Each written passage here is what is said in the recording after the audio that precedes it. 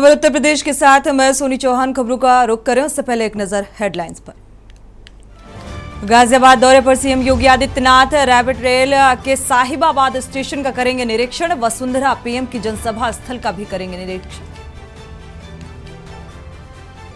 Sapa candidates की पहली list तैयार। अखिलेश नवरात्रि में करेंगे 20 उम्मीदवारों का ऐलान। यादव कुनबे के दिग्गजों में ज्यादातर चेहरे। ज्ञानवापी परिसर में तहखाने के अधिकार पर आज सुनवाई। व्यास जी के पौत्र शैलेंद्र व्यास ने मांगा पूजा का अधिकार। व्यास जी के तहखाने में पूजा करने को लेकर याचिका पर सुनवाई। वर्ल्ड कप में ऑस्ट्रेलिया साउथ अफ्रीका की भिड़ंत आज काना स्टेडियम में होगा। दोनों टीमों का मैच। स्टेडियम की टिकट विंडो पर दर्शकों की भारी भीड़। कानपुर में पीएफआई का बड़ा नेटवर्क। एनआईए की टीम ने कानपुर में छापेमारी कर डॉक्टर से की 9 घंटे पूछताछ। बैन होने के बाद भी भीतर खाने में सक्रिय सदस्य। महाकुंभ 2025 की तैयारियां तेज। 1320 करोड़ की 50 नई परियोजनाओं की मंजूरी। मुख्य सचिव ने की तैयारियों की समीक्षा। आप देख रहे हैं के न्यूज, खबरों का सारथी। खबरों का रुख करें इसी बीच, उससे पहले रोहतक का रुख कर लेते हैं, जहां पर सीएम योगी आदित्यनाथ पहुंचे हुए हैं और सीधी तस्वीरें ये आपको दिखा रहे हैं। क्या कुछ कह रहे हैं सुनाते हैं। आपने देखा होगा जो लोगों के लिए असंभव था, आज भारत ने उसे संभव बना दिया है। और सनातन धर्म, याद रखना, पूरी दुनिया के अंदर वर्तमान में संघर्ष चल रहा है। कोई अफगानिस्तान से भाग रहा है, कोई यूक्रेन से भाग रहा है, कोई गांजा पट्टी से भी भाग रहा होगा। लेकिन दुनिया के अंदर अगर वास्तव में विश्व शांति की कोई गारंटी हो सकता है तो विश्व शांति की गारंटी केवल सनातन धर्म हो सकता है और भारत हो सकता है, बाकी कोई और नहीं हो सकता। यही कारण है जब आज दुनिया के अंदर संकट आ रहा है तो संकट के समय हर देश, हर धर्मावलंबी, दुनिया का हर पीड़ित मानव भारत की तरफ बड़ी आशा भरी निगाहों से देख रहा है। प्रधानमंत्री मोदी जी की ओर बड़ी आशा भरी निगाहों से देख रहा है। उसे विश्वास है भारत ही फिर से उसके लिए आस बनेगा, भारत ही फिर से एक विश्वास बनेगा।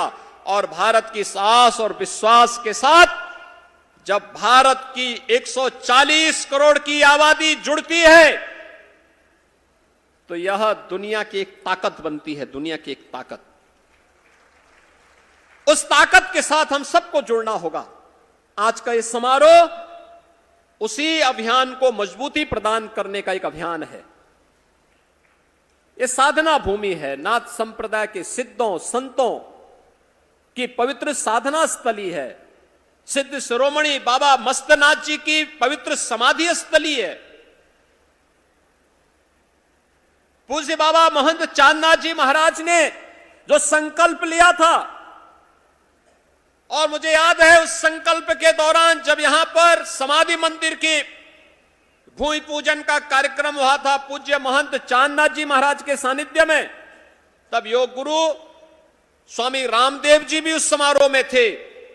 और उस समारोह के दौरान उनका संकल्प छलकता था, लेकिन यह भी उनको एहसास था कि हो सकता है कि समाधि मंदिर बनते बनते वे भौतिक रूप से नहीं रहेंगे, लेकिन आध्यात्मिक और सूक्ष्म दृष्टि से वे इसका अवलोकन करेंगे।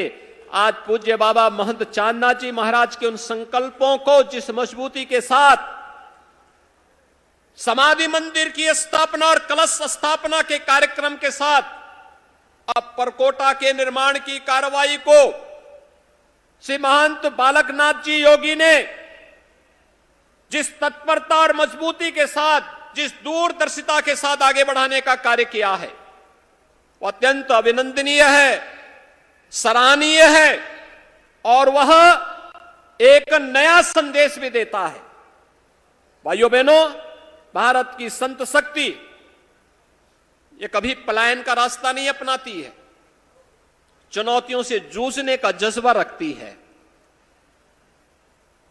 विपरीत परिस्थितियों में धैर्य खोए बगैर, क्योंकि उसका उद्देश्य तो एक ही है, लोक कल्याण, और लोक कल्याण के माध्यम से सनातन धर्म को मजबूती प्रदान करते हुए राष्ट्र कल्याण के मार्ग का अनुसरण करना। राष्ट्र के हित में जो कुछ भी होगा वही हमारे लिए अभिष्ट है। सनातन धर्म के हित के लिए जो कुछ भी होगा वही हमारे लिए अभिष्ट है। बाकी हमारे लिए कुछ भी महत्वपूर्ण नहीं होता है। और उसी अभियान को लेकर के यह मठ निरंतर चल रहा है, सदियों से उस परंपरा का वाहक बना हुआ है। पूज्य महंत श्रेयोनाथ जी महाराज रहे हो, पूज्य महंत चांदनाथ जी महाराज रहे हो, आज चाहे महंत योगी बालकनाथ जी महाराज हो, या नाथ संप्रदाय के जुड़े हुए या खड़ दर्शन से जुड़े हुए हमारे जितने भी पूज्य संत जन आए हैं, इन सबका जीवन गांव गांव में रसे बसे। भारत की मजबूती का आधार यही है। दुनिया के अंदर इतनी बड़ी आबादी सभी प्रकार के मौलिक अधिकारों के साथ अगर जी रही है, और उत्तर से दक्षिण तक, पूरब से पश्चिम तक, आज भी भारत पूरी मजबूती के साथ एक भारत श्रेष्ठ भारत के रूप में अपने आप को स्थापित कर रहा है। इसके पीछे गांव गांव में बसे हुए, गांव गांव में जन जागरण के अभियान के साथ जुड़े हुए हमारे पूज्य संत जन हैं, जिसको केवल अपने इष्ट की आराधना के साथ ही जो सनातन धर्म के लिए, सनातन धर्म के मान बिंदुओं के लिए, सनातन धर्म की पुनर्प्रतिष्ठा के लिए अपना सब कुछ समर्पित करने के लिए सदैव तत्पर होता हुआ रहता है। श्री राम जन्मभूमि मंदिर आंदोलन ने, और इससे पहले भी जब भी आह्वान हुआ है, उन आंदोलनों में उसका बढ़ चढ़कर भाग लेना इस बात को सदैव से एक नई प्रेरणा देता रहा है। और आज यहां पर जो समारोह हो रहा है, इस समारोह इस बात को भी प्रदर्शित करता है, प्रकार से न जाति भेद है, न मत और पंथ का भेद ही है। सब लोग एकजुट एक मंच पर आकर के एक जगह बैठे हैं, कोई भेद नहीं है। जो लोग बोलते थे पहले क्या तो अनेक उपासना विधियां हैं, अनेक मत हैं, अनेक संप्रदाय हैं, लेकिन अनेक मत और संप्रदाय सब तो एक साथ एक मंच पर बैठ करके एक साथ जुड़ करके हम इस अभियान के साथ जुड़े हैं। और यही नहीं, केवल ये हरियाणा से या उत्तर प्रदेश से या पंजाब से या हिमाचल से ही पूज्य संत जन नहीं है, सुदूर दक्षिण से भी हैं, भाग्यनगर से भी हैं, तो मांडिया कर्नाटक से हनुमान जी की भूमि से भी हैं, उत्तर से भी हैं, दक्षिण से भी हैं, पूरब से भी हैं, तो पश्चिम से भी हैं। और यही सनातन धर्म है। इस सनातन धर्म की दूसरी कड़ी अपने पूर्वजों और विरासत के प्रति अपने दायित्वों का ईमानदारी पूर्वक निर्वहन करना। कृते च प्रति कर्तव्यम ऐसा धर्म सनातना। अपने पूज्य गुरुदेव के प्रति किस प्रकार का सम्मान का भाव होना चाहिए, गुरु परंपरा का सम्मान किस रूप में होना चाहिए, ये समारोह उसका एक उदाहरण है। जिस विश्वास के साथ यहां पर बालकनाथ जी को गद्दी सौंपी गई थी, उसी परंपरा को, उसी विश्वास को पुष्ट करते हुए उसकी मजबूती के लिए अपनी गुरु परंपरा का निर्वाह करते हुए उनके द्वारा निरंतर कार्य किया जा रहा है। ये पूरा मंच, ये पूरा समारोह उनके प्रति अपनी शुभेच्छा व्यक्त करता है कि वह न केवल नाथ संप्रदाय के लिए बल्कि सनातन धर्म के मूल्यों की स्थापना के लिए और जो भी चुनौती सामने आए उस चुनौती का डटकर मुकाबला करते हुए धर्म और सत्य के मार्ग पर आगे बढ़ते हुए कार्य करेंगे। पूरा समारोह पुरुष संत समाज उनके साथ अपनी शुभकामनाएं व्यक्त करता है, अपनी शुभकामनाएं देता है। इस विश्वास के साथ आप सभी के प्रति मैं हृदय से एक बार फिर से आभार व्यक्त करते हुए अपनी वाणी को देता हूं विराम। जय जय श्री राम। तो हरियाणा के रोहतक से आप देख पा रहे थे सीएम योगी आदित्यनाथ को सुन पा रहे थे। एक मंच में संघ प्रमुख मोहन भागवत और साथ ही बाबा रामदेव और सीएम योगी आदित्यनाथ एक मंच में संत समाज एकजुट था और सनातन धर्म पर जोर देते हुए आप सुन पा रहे थे। उन्होंने कहा कि जो एक विचारधारा रही संत समाज की, जो कल्पनाएं रही विचारधारा, उसका जिक्र करते हुए नजर आए। बाबा मत्स्य नाथ जी की समाधि स्थल में इस कार्यक्रम का आयोजन किया गया था, जहां पर शिरकत करने के लिए सीएम योगी आदित्यनाथ पहुंचे हुए थे। रुक करते हैं खबरों का। इसी बीच अहम खबर से आपको रूबरू करा दे। बिहार से बड़ी खबर, ट्रेन हादसे में मृतकों के परिजनों को मुआवजा दिया जाएगा। सीएम नीतीश कुमार ने मुआवजे का ऐलान किया है। ट्रेन हादसे में मृतकों के परिजनों को अब मुआवजा मिलेगा। मृतकों के परिजनों को 4-4 लाख रुपए की राहत राशि मुआवजे के तौर पर दी जाएगी। तो ट्रेन हादसे में बेहद दर्दनाक ये हादसा।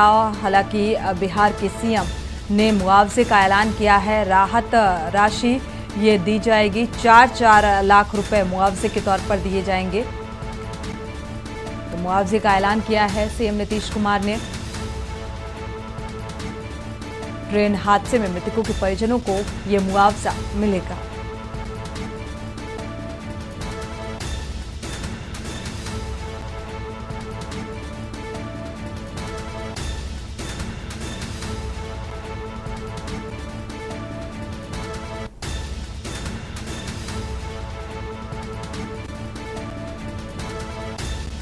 मृतकों की संख्या हालांकि बढ़ भी सकती है। जिस तरीके से आनंद विहार में ये ट्रेन हादसा सामने आ रहा है और इस पर दुख जताते हुए राहत राशि का भी ऐलान किया है। बिहार से अहम खबर आपको बता रहे हैं।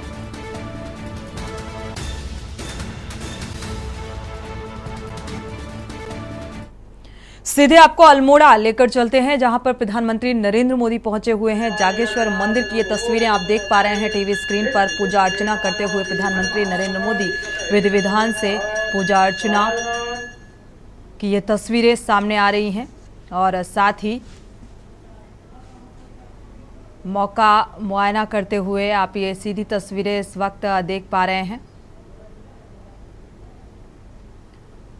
कई जगहों की ये प्रदर्शनी लगाई गई है, तस्वीरें हैं, उनका बारीकी से जायजा लेते हुए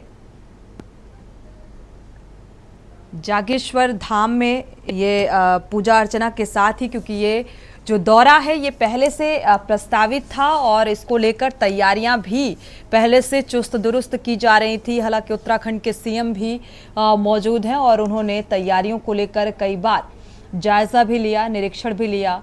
सुरक्षा व्यवस्था के भी पुख्ता इंतजाम। ये सीधी तस्वीरें इस वक्त आप देख पा रहे हैं। प्रधानमंत्री नरेंद्र मोदी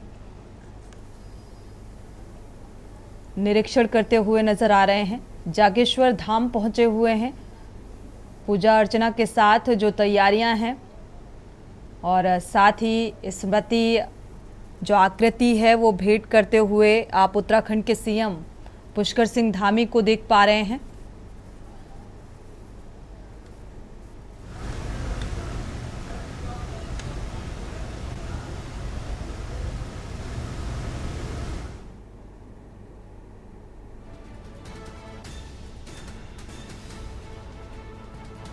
हालांकि अभी हाल ही में केंद्र सरकार की तरफ से राहत राशि भी दी गई है, क्योंकि उत्तराखंड के कई इलाके ऐसे हैं जहां पर भूधसाव, भूस्खलन की स्थिति बनी रहती है। तो उन सारी चीज़ों का तस्वीरों के जरिए बारीकी से निरीक्षण करते हुए और कई खामियां उनको कैसे उनकी भरपाई की जाएगी, इस लिहाज से भी इसे जोड़कर देखा जा सकता है। ये सीधी तस्वीरें आप देख पा रहे हैं, जागेश्वर धाम की ये तस्वीरें।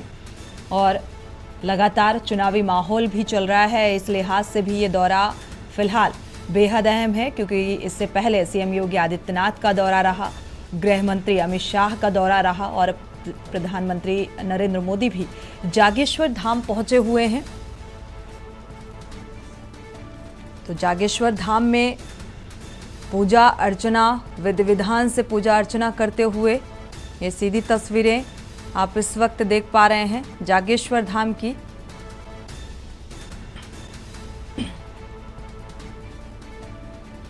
और उत्तराखंड के सीएम भी साथ में मौजूद हैं।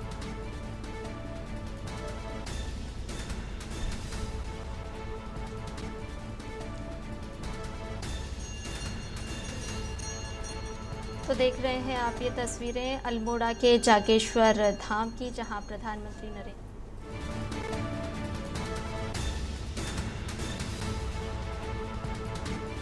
जागेश्वर धाम की ये तस्वीरें विधि विधान से पूजा अर्चना करते हुए आप ये सीधी तस्वीरें देख पा रहे हैं। प्रधानमंत्री नरेंद्र मोदी को विधिवत आरती करते हुए अल्मोड़ा के जागेश्वर धाम पहुंचे हुए हैं। बढ़ते आगे, इसी बीच अब बिहार से आपको खबर बता दें, रघुनाथपुर रेलवे स्टेशन पर रेल हादसे का मामला सामने आया, जहां पर घायलों को फिलहाल अस्पताल इलाज के लिए भेजा जा रहा है। बक्सर सदर अस्पताल में करीब 12, अनुमंडल अस्पताल में 2, रघुनाथपुर पीएचसी में 33 मरीजों को एडमिट कराया गया है। आरा में 4 घायलों को भर्ती कराया गया है और जगदीशपुर में 4 लोगों को भर्ती कराया गया। तो पटना में 23 घायलों का इलाज जारी है। ट्रेन हादसे में मरने वालों की संख्या और साथ ही 4 लोगों की अभी तक शिनाख्त हो सकी है। तो इसको लेकर फिलहाल मुआवजे का भी ऐलान किया गया है। बेहद दर्दनाक हादसे की ये तस्वीर सामने आई। तो बेपटरी हुई ट्रेन हादसे का शिकार और कई यात्री इस बीच जख्मी हुए। हालांकि ये आंकड़ा बढ़ता भी जा रहा है और उचित इलाज के लिए अस्पताल भेजा जा रहा है। तो इलाज जारी है। अलग अलग अस्पतालों में जो मरीज हैं उनको एडमिट कराया गया, भर्ती कराया गया, इलाज जारी है। अभी तक 4 लोगों की मृत के होने की खबर सामने आ रही है। हालांकि 4 लोगों की शिनाख्त हो पाई है जिनकी इस हादसे में मौत हुई है।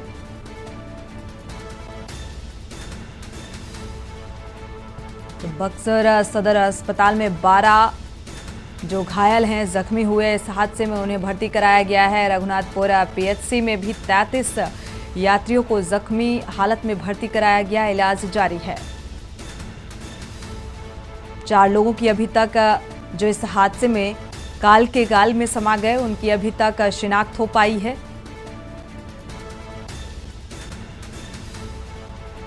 तो एक बड़ा हादसा सामने आया। इसको लेकर बिहार के सीएम ने मुआवजे का भी ऐलान किया है।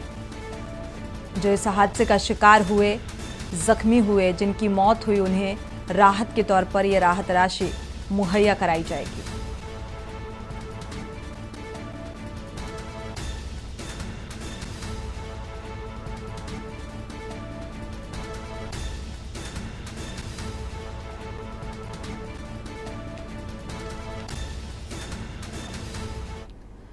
बढ़ते आगे, इसी बीच दिल्ली से अहम खबर आपको बता दें। दिल्ली से मनीष सिसोदिया की जमानत याचिका पर सुप्रीम कोर्ट में सुनवाई होनी है। आज जमानत याचिका पर यह सुनवाई होगी। आपको बता दें, सुप्रीम कोर्ट में ईडी के बारे में पूछताछ होगी और सुप्रीम कोर्ट ने ईडी पर कई सवाल भी उठाए हैं। जिस तरीके से जो साक्ष्य पेश किए गए, या ये कहा जाए इस याचिका को लेकर अब गहनता से कई सवाल भी सुप्रीम कोर्ट की तरफ से उठाए गए हैं। दिल्ली से अहम खबर आपको बता रहे हैं। मनीष सिसोदिया की गिरफ्तारी से जुड़ी हुई ये बड़ी खबर। आज जमानत याचिका पर सुप्रीम कोर्ट में सुनवाई होगी। तो कोर्ट का क्या कुछ फैसला निकलकर सामने आएगा, ये फिलहाल देखना होगा। ईडी के सबूत को लेकर कई सवाल सुप्रीम कोर्ट ने उठाए हैं। तो उस पर आज ईडी की तरफ से क्या कुछ इस याचिका को लेकर सुनवाई में कोर्ट का फैसला निकलकर सामने आएगा, इस फैसले पर निगाहें। आज जमानत याचिका पर सुप्रीम कोर्ट में सुनवाई होगी। पिछली सुनवाई में सुप्रीम कोर्ट ने ईडी से सबूत के बारे में पूछताछ की थी। सुप्रीम कोर्ट ने ईडी पर कई सवाल भी उठाए थे।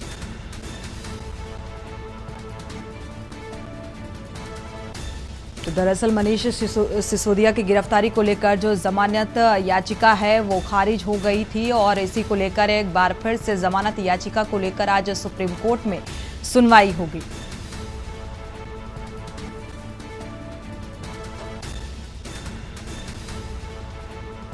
तो इस लिहाज से ये दिन आज का बेहद अहम, क्या कुछ कोर्ट का फैसला निकलकर सामने आएगा ये देखना होगा। बढ़ते आगे, रुक करते हैं अगली खबर का। कानपुर देहात दौरे पर आज अखिलेश यादव पहुंचेंगे। कानपुर देहात के रसूलाबाद में पहुंचेंगे और कल कार्यक्रम स्थगित कर दिया गया था। सपा ने पत्र जारी कर इस बात की सूचना दी थी। रसूलाबाद में 4 अलग अलग जगहों पर यह कार्यक्रम आयोजित किया गया है। लोकसभा चुनाव को देखते हुए ये कार्यक्रम बेहद महत्वपूर्ण माना जा रहा है। तो इस दौरे को इस लिहाज से जोड़कर अगर देखा जाए तो ये चुनावी दौरा है और इसके चलते ये बेहद अहम। तो कल ये कार्यक्रम दरअसल आयोजित था और नियमित था कि सपा सुप्रीमो अखिलेश यादव पहुंचेंगे, लेकिन रद्द हो गया था ये दौरा। फिलहाल पत्र जारी कर इस बात की सूचना भी दी गई थी, लेकिन लोकसभा चुनाव को देखते हुए ये कार्यक्रम बेहद महत्वपूर्ण माना जा रहा है और आज कानपुर देहात दौरे पर हैं अखिलेश यादव। दौरे को देखते हुए जो सपा के कार्यकर्ता और नेता हैं वो तैयारियों में जुटे हैं। कल कार्यक्रम स्थगित कर दिया गया था और आज ये दौरा है।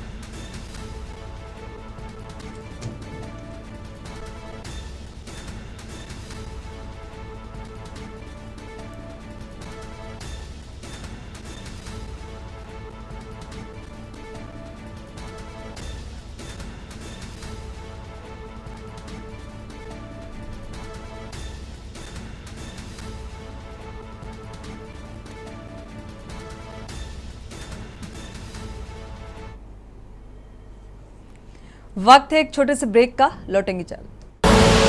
आप देख रहे हैं के न्यूज, खबरों का सार। ब्रेक से वापस आ रहे हैं, रुक करते हैं खबरों का। इसी बीच लखनऊ से खबर सामने आ रही है। 17 अक्टूबर से बीजेपी के दलित सम्मेलन आयोजित करने जा रही है। बीजेपी दलितों में जनाधार बढ़ाने की कोशिश इस सम्मेलन के जरिए। दलित सम्मेलन की शुरुआत हापुड़ जिले से हो रही है और बीजेपी का आखिरी दलित सम्मेलन लखनऊ में होगा। 19 अक्टूबर को अलीगढ़ में दलित सम्मेलन आयोजित किया जाएगा। 28 अक्टूबर को कानपुर रेलवे ग्राउंड में दलित सम्मेलन। दलित वोट बैंक या फिर ये कहा जाए कि एक जनाधार बढ़ाने की कोशिश की जा रही है इस सम्मेलन के जरिए। 30 अक्टूबर को गोरखपुर में दलित सम्मेलन का आयोजन और 2 नवंबर को लखनऊ में के रमाबाई अंबेडकर मैदान में आयोजित होगा। सीएम योगी आदित्यनाथ शिरकत करेंगे इस सम्मेलन में। कई सम्मेलन में अमित शाह और जेपी नड्डा भी मौजूद रहेंगे।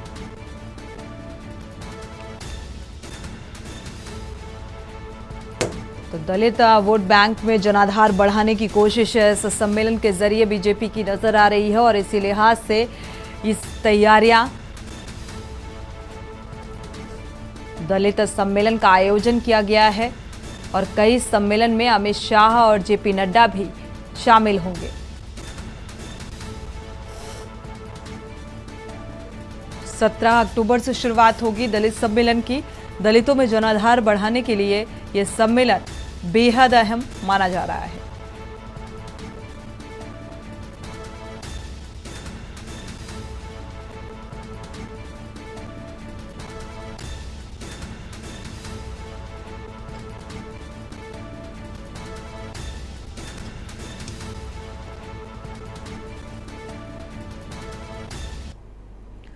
बढ़ते आगे, इसी बीच मेरठ से खबर। भारत निर्वाचन आयोग की पांचवी समीक्षा बैठक है और 17 जिला निर्वाचन अधिकारियों के साथ ये बैठक हो रही है। बैठक में मतदाता सूची के पुनरीक्षण संबंधी कार्यों की समीक्षा की जाएगी। आगामी लोकसभा सामान्य निर्वाचन के दृष्टिगत बैठक ये जारी हुई है। अब तक प्रदेश में 4 समीक्षा बैठक हो चुकी है।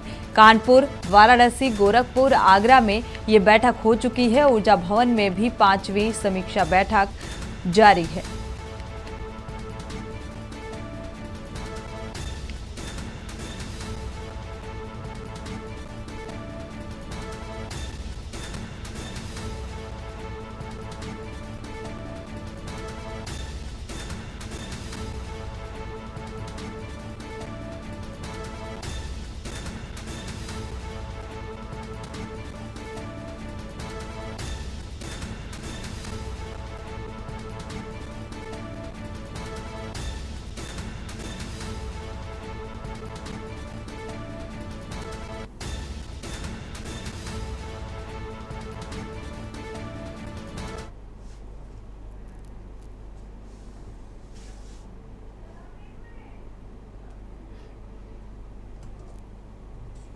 इसी के साथ बुलेटिन में फिलहाल बस इतना ही। आगे खबरों के लिए आप देखते रहिए के न्यूज़ इंडिया।